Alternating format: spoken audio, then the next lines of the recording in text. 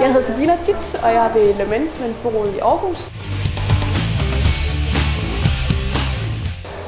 Jeg er 27 år gammel, og jeg er fuldtidsmodel.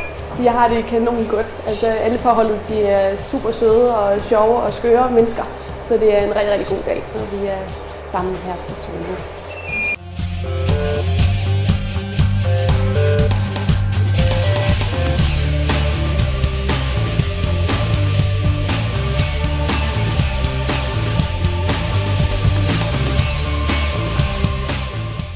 Jeg hedder Kira, og jeg er 25 år gammel, og jeg arbejder som model. Jeg havde fødselsdag i torsdags, ja.